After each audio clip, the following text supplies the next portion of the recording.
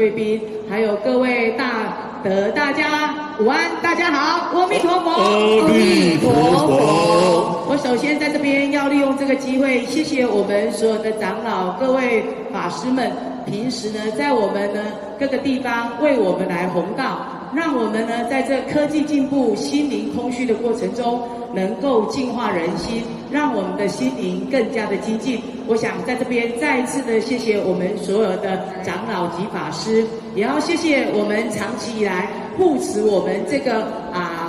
中部的功佛斋生大会的所有的大德们，那大家出钱出力，那可以说集众人的念力跟我们的这个信力，在这边为我们全国来祈福。所以呢，我们能够国泰民安，特别是我们彰化县，也在大家的极力之下，问喜五洪无胎，五洪无灾。再次利用这个机会，谢谢所有的法师，谢谢所有的大德。